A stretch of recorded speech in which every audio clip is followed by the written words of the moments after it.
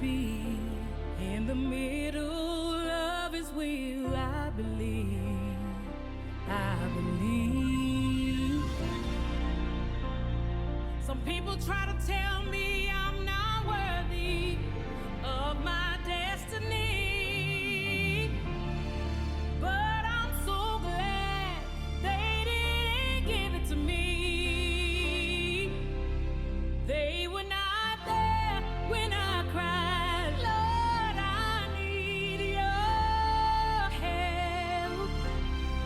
And you replied, I'm taking care of this myself, myself. Ways being made out of no way. He's doing it for me. The change you see in me today, he's doing it. When they ask me how I made it through, I can say you came to my rescue. Yes, I'm back with another one. We're here today with a survivor, with a young lady that is dealing with lupus. We're here to hear her story. She's not just a young lady she's new to you guys, but this is my friend, and I'm gonna let her introduce herself. But lupus, what is lupus? Many people hear about it. We've seen famous celebrities like Toni Braxton deal with something like this, but we can't talk to Toni. You know what I'm saying? I can't call up Toni one day. I can't call up Toni though and tell her like, hey, tell me your story on lupus. But one day I will. But today I can. And I have my questions, and I'm gonna sit down with a friend of mine as she tells me her story on lupus. Lupus, it's an inflammatory disease caused when the immune system attacks its own tissues. Lupus can affect the joints, the skin, your kidneys, blood cells, brain, heart, and lungs. Some of these symptoms vary, but it can cause fatigueness, joint pain, rashes, fevers, and the worst thing, the flare-ups. And then they improve. But we're gonna dig deeper with this lupus. We're gonna bring out a story, a survivor that is dealing with this every day. And one day she found out, and it changed her entire world. I want you to welcome with me my friend, Amber.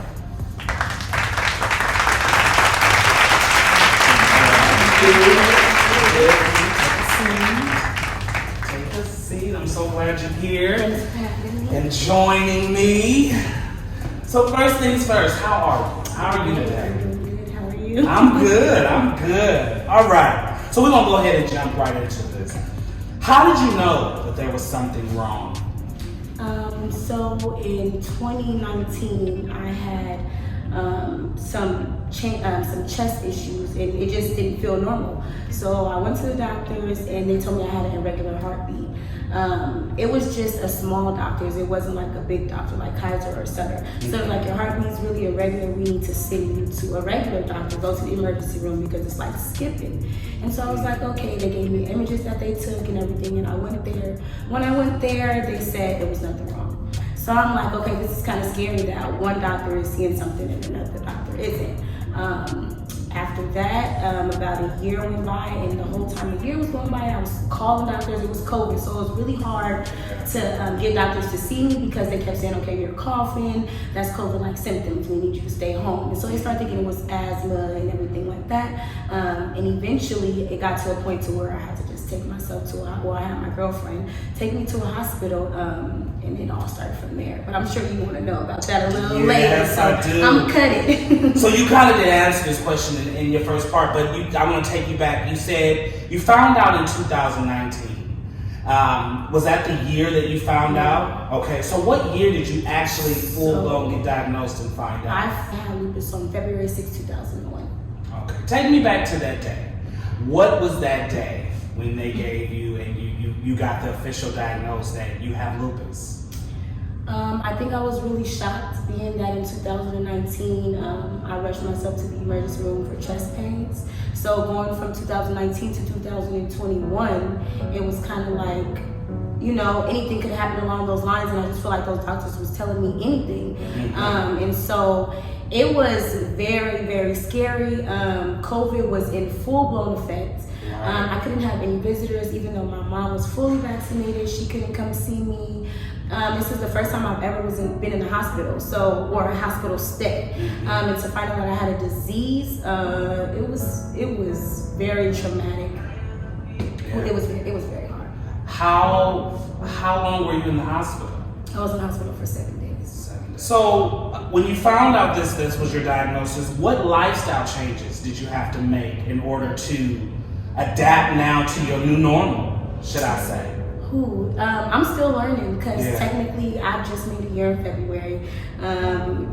My eating habits has to change. I'm gonna just be all the way honest. Like, I don't eat like I should, but it's just a time, you know, and a mental process. Yes. It's a lot. Like, I love garlic. Garlic will flare you up. Garlic will put you in the hospital. Garlic will have you throwing up. And it's like, I have a habit of eating garlic. So I'm not gonna lie and say I don't put garlic in my food, but I'll try to, just to sprinkle it to hit the garlic. And I'm like, never stop eating garlic. Also, I like to dance. I like to turn up, you know. I don't have the energy for that. There may be days where I'm looking like I'm fine, but inside I'm really exhausted. I'm hurting. I'm sick. I'm nauseous. I'm feeling faint. I'm feeling like no energy. I'm feeling like I've already drank and have a hungover, pretty much. So my time of partying, I can probably do 2 to 3 hours max, and once the heat kick in, I gotta go, because I'm gonna be feeling sick and it's not worth it. So I leave. Has lupus changed the way you feel about yourself? Definitely. Talk to me about that. So when I first was diagnosed, I was taking prednisone. If you guys don't know what prednisone is, it's a steroid. I had a weight loss journey, and I did it by myself naturally. So I was proud of my accomplishments. I had dropped 75 pounds, and I was still on the road to losing. When I started taking prednisone, it made me heavier, and I started gaining all the weight that I worked so hard to get off, like super, super hard. So I started, now I don't want to say becoming insecure, because I have already been that stage in my life at that weight. But I think I was more so discouraged because it automatically made me puff up. That's what steroids do. Regardless if I ate or regardless if I didn't eat, I was puffing up. And I just started looking like a blowfish, you know what I mean? I was like, this is not me. Like, I'm not even eating. And I would go days without eating, and my girlfriend would be like, that's not healthy. Like, this is something that's out of your control. Don't let this like ruin who you are. You're still a great person. You know what I mean? And it had put me in a bad place. I'm like, get a little emotional. It's okay. It's okay. It put me in a bad place to where I feel like I needed a therapist, because I didn't want to harm myself, and I have had thoughts about harming myself. Just not being able to naturally be me and go to the club and turn people up and twerk, because that's what I do. Like, that's just me. The life of the party. Going to work, they're like, Amber, what's going on? And I don't mind sharing my story, but it's hard becoming a different person. Not by an option, but mandatory. You know what I mean? So I think that's the hardest thing for me. I'm fully accepted of it now. I am who I am. If I can't go out and party, deuces, catch her at the next one. I don't shame myself for not being able to be who people remember me as. So y'all gotta just get used to who I am now and accept me for it. Period. And I am. I love it. I mean, one thing I know, and I feel it here, the soul of you hasn't changed. And it's been a minute since we've seen each other. But what people don't realize is when you partake on a new journey, the walk gets different. You know, I may not change who you know me to be, but I may walk a little different because I have to. This is not the journey that I had planned out. It's not where I see my life going. It's not where I wanted my life to be in the next 5-10 years, you know, but God obviously had a plan. He does. You know, and they tell us in life, never question God, never question, but I'm human and he knows my heart. Did you ever question him? Why me? I have. But to be honest, it's kind of weird to say, but back in my days, I was just always so healthy, even big. I was so healthy, and even losing weight, I was so healtly. And I used to tell God, like, I feel like you're gonna hit me with hard when you like, because it's just too easy. It's just too easy, and that's just on my own. So I have that talk with God, like, I know you're gonna hit me one because I feel it. I genuinely feel it in my spirit. And so when I start feeling sick, I'm like, something's wrong with me. And I told God he was gonna hit me with one, and I'm already accepted of it. I just gotta really accept it. And so I never really asked why me, but I did kind of already know that it was gonna hit. Something was gonna hit me. I didn't know what it was. I didn't know. Honestly, I didn't know if it was cancer. I didn't know if it was anything. But I've always had that feeling that something was gonna hit me. Diabetes, anything. It happened to be lupus. My God. So is lupus something that is hereditary? So they say, but I'm the first one in my family with it. So I'm teaching everybody as I'm learning. Wow. So what are some of the biggest challenges in life living with this illness?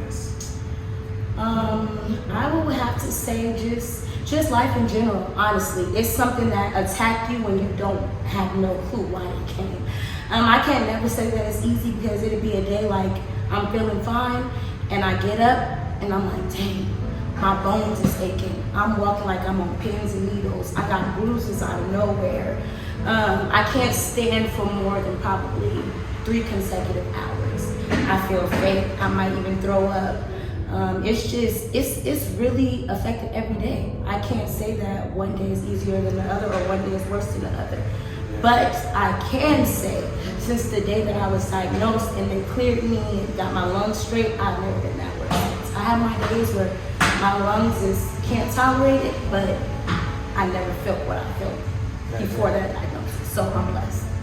That's right. So I think you kind of asked this, but I kind of want you to probably elaborate on it more. How has living with lupus affected your outside life and your party life? And like you said, you know, you used to going to the party, but now your mental. How is the support from loved ones? Is it? It's there all the way. They never pressure me to go. On my birthday, honestly, I had a party up here, right here, in the same exact room. Bring back so many memories because I was sick as a dog the day of my party. It took me hours. I mean, everybody was up here. They were patient. They were waiting. I didn't have makeup on. I was sick. Like, I would get dressed, have to lay down. Try to do a little makeup, lay down. Try to fix my hair, lay down. I think I threw it maybe once in the beginning. Then that night, I was supposed to go to the club.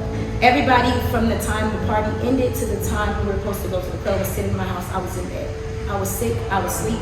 My girlfriend had the party going in the living room. I had about 15 guests. It was as if I was there in spirit. They knew I was there. Yeah. But I wasn't in the room with them. You know what I mean? And so they were still partying and things. They even went to the club. I walked to the club. Only stayed an hour before it was just too hot. I'm sick. They walked me back. They continued the party. They was posting me, tagging me, giving me shout outs. It just felt normal. So the love hadn't changed. So I feel like it grew. It has definitely grew. You know, because you need that. Yes. A lot of people don't have that when they are dealing with a diagnosis. Yes. And what people don't realize, like you expressed about the mental side of dealing with diagnosis, is so hard. So to have a support system, I hear you talk about this wonderful girlfriend that's by your side, and the friends and mom. I know she like, I don't care, that's my baby. Look, I know, because I know you and your mother's relationship. It's unbreakable. It's really serious that people have a supportive system because, like you said, your mental will go. Definitely. Because every day is something new. Take me through a flare-up. What is a flare-up? So a flare can be many things. Me personally, it attacks 5 organs in general for people that have lupus. Everyone might not get those 5 attacks, but probably more than likely you're going to experience one of them. For me, well, the 5 is the brain, the lungs, the liver, the heart, and the kidney. For me, it affects my kidney, so you're not supposed to have protein in your urine, and mine produce protein, so that's the reason why I'm not allowed to drink hard alcohol. I can drink wine and champagne, things like that, and it's to a minimum. So just very lightly to keep the protein out of my urine. That's very bad. You don't want to go through like dialysis and stuff like that. So I'm very protective of that. I have had, like, I'm not going to lie and act like I'm a saint because I'm still new to it. I have taken shots, you know what I mean? And I have paid the consequences for taking those shots. So if they tell you don't do something, some stuff you're going to be skeptical about, but me, I had to test the waters myself and I feel it, you know what I mean? But again, so we spoke on the 5 parts of the flare-up. Which ones do you deal with the most out of those 5? For me, it's my lungs. And I feel like That's one of the hardest ones to deal with. So you're not supposed to have any fluid on your lungs. And when I was diagnosed, I had about 1.5 liters of fluid on mine. And so that caused me near death. When I got there, they was just asking me, like, how did you even make it here? People would have been collapsed. How did you get here? Like, did you drive here? And I'm like, I don't even know. Like, I'm starting to get delusional now because now I'm like on my last breath. So after that, I was knocked out. They drained it all. I had a catheter in my chest for 7 days, came home with it for 3 days. The fluid finally stopped.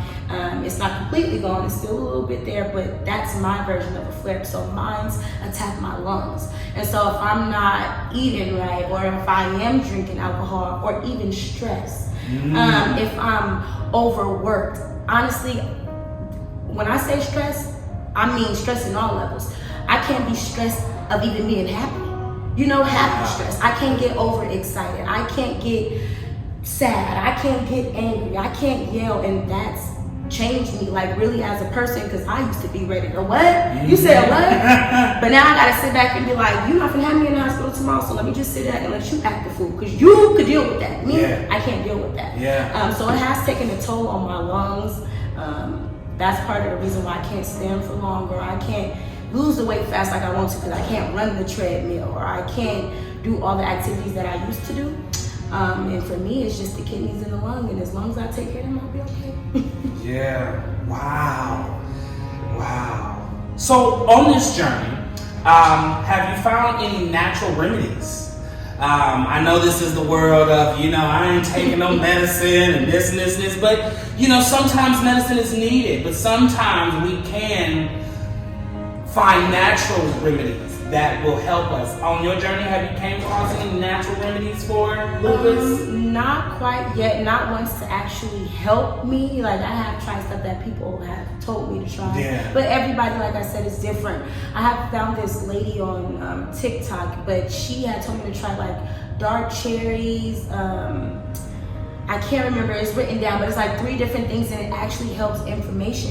So I'll give it to you, and you can put it in like the bio or something. Others know. I'm gonna try it. I'm not gonna say it works because I haven't tried it. But it's like dark cherries mixed with, I want to say, like spinach and something else. You just drink it, and it stops inflammation. It's not specifically for lupus. It's for inflammatory. Yes. Information about this. Well, what is your current situation now? How are you today, or maybe let's just say within this last week with lupus? I would say, if I rate the week, I would say, give it 10 being the worst. I'm probably like a 4 out of 10 this week. I had a couple of days where I was sick and throwing up, but it wasn't too bad to bounce back from. It was just a morning time sick. And then the other 2 of that 4, I would say, is because I had swelling and inflammation in my legs, which caused me to just really have to prop them up and let them like elevate and things like that, and kind of be idle and stiff. But being too idle and stiff makes them stiff too. So trying to walk on them really feels like walking on pins and needles. Like, really feel like that. So it's like, I have my days, but I say a 4 out of 10 this week, so I say that's a good week. That's a good week. That's a good week. Take it while you can. I accept it. That was a good week. Well, what is it that you want people to know about lupus? I say the number one thing to take out of lupus, and it's even in my Instagram bio, because I look like I'm okay does not mean that I feel okay inside. I think that me personally, this appearance, any day will fool you. But you don't know how my heart, how my lungs, how my kidneys, how my bones, how my joints. You don't know how my eyes are straining, my brain is aching. Like, you don't know that feeling. And I could do this all day, and you will all day think that I'm okay. But sometimes you put on this because you don't want to put that pressure on somebody. You don't want to feel a burden. You don't want to be too much. You know what I mean? So if you know somebody that's fighting any disease, even if they look like this, actually they're okay. Listen, that's big. And that's anybody, actually. Because people fight just because we could do this, like you said, we could do this all day. All day. And I do this very well. We do this well. But still, it's what's underneath this. It's the exterior of what you don't see that I'm fighting every day just to sit here. And I know even today was probably a fight just with nerves, because that can overexcite you. Like you spoke about. So You're strong. Thank you. You are so strong, and I'm trying to gather myself because I just never seen it. You know, and of course we couldn't. It's not like something we had raven powers. Right. You know what I mean? But right. I could just imagine what I know you were when you were walking in with them kids, how you get the room and how you teaching on TikTok, seeing you dancing and everything. But just to know behind that, like, after the camera might go off, I might have to sleep for the rest of the day because I'm exhausted. You don't want to go into that because if you came and did a story with her, she'll straight up say, Amber, stop doing TikToks. I tell her, stop doing TikToks. The next day I'm like, hey, I need some ice. I need some ice. She's like, you can't be trying to be an entertainer and hurting yourself. And I'm like, it's what makes me happy. Yeah. It's what keep my mind off of it. You know what? The TikTok life and just making people laugh and the comments are like, you look beautiful, you look amazing. It's worth that little bit of pain. And I'm gonna just say that because you're not told every day, you know what I mean, that you're gonna be okay. You don't know what tomorrow's gonna bring you. You're not told every day that it'll get better. Yeah. You're not told that. It's mentally in your head. And whatever it takes you to keep that mental thought, you do. So like I said, that little bit of pain, put that ice on there, and God heal me fast, because I'm ready to make my next TikTok video. That's right. Oh, I love that. You gotta have joy. Yes, definitely. In the midst of it all. Yes. Got to. Yes. Got to. All right, y'all. Well, we are down to the end of our conversation, and I think this is a very, very good conclusion question that will set the tone of this overall interview. If you could give advice to any other woman, man, boy, or girl that is battling with this illness, what would you tell them? I would tell you guys stay strong. I'm getting emotional. It's okay. I'm trying to get through this. It's okay. Take your time.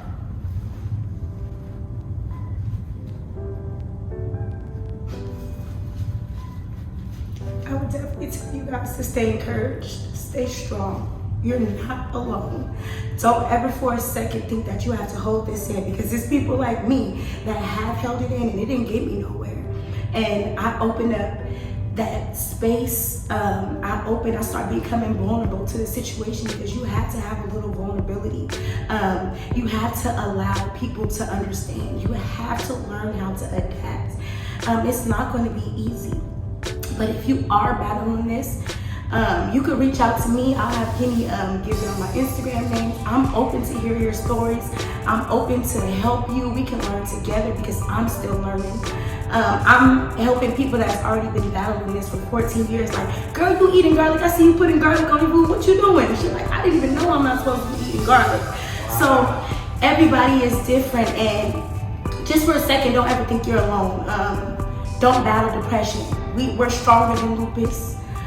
Lupus is not us, we are lupus. Listen. And we're gonna get through this. We're gonna get through this. They haven't found a cure for us yet, but together we stand, we'll keep fighting. If you're ever just discouraged, just know you're not alone. I just can't stress that enough. Feeling discouraged will just put you to your lowest, and I don't want anybody battling any disease or just any life in general to ever get discouraged, because it will really tear you down. And it will put you in a hard place to try to rebuild. So if you're ever feeling that, reach out early. Don't think you're less than, because you're still you. Keep that spark alive. Don't change who you are, just limit who you are.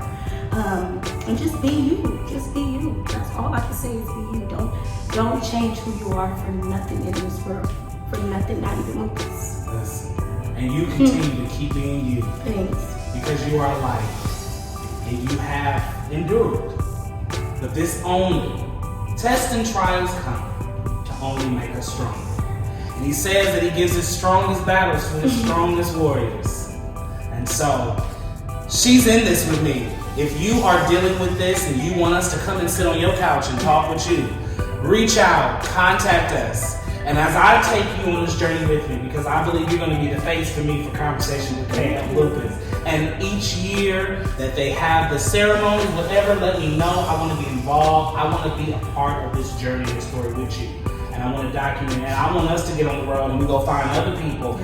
Keep it coming soon. Yes. We're going to have some other stories coming with this. But Amber, thank you so much. Thank you for wanting to share this light on just other people with lupus or just my story in general and in specific. But I hope this truly opens the door for many other people with lupus and just don't know even where to start. I was nervous. I was getting anxiety. I feel like I was gonna have a panic attack, y'all. Like, I didn't think I was gonna be able to get through it, but it's really inspirational and it really starts with you, because I never would have thought like, tell your story or find somebody to tell your story. You came to me and I feel like that was just, I don't know, it just meant a lot. It really did mean a lot because it's still new to me, you know? And so to tell my story now, I want to retell this in about 10 years. Listen, you know what I mean? Yeah. On the same channel. Listen, okay, so you will. y'all stay tuned because I'm here for the long run and lupus is not going to defeat me at all. You said something profound, and I think I just want to end it on this. Y'all remember, lupus does not have you.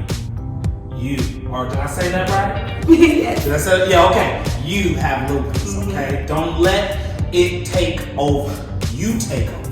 Correct. And you keep fighting, you stay strong, you stay courageous, you keep your mind in a place of peace, and live each day knowing that grace is bestowed upon you. You guys have a blessed day. Amber, I love you. I think we're good here for the day. And this is just the beginning, y'all, so I'm so excited. I will put all the information if you guys want to follow Amber, you want to hear more from her, and we have more things coming about this struggle that attacks really a lot of us in the African American community. And so, with that being said, we are signing out for the day. This is Kay and the wonderful and beautiful Amber, and we are here to let it be known that lupus, you're gonna have to get you a new residence, okay? Because even though you want to try to take residence here, I'm still the owner. All right. Hello. I love y'all. Stay blessed. Amber, thank you again so much. All right.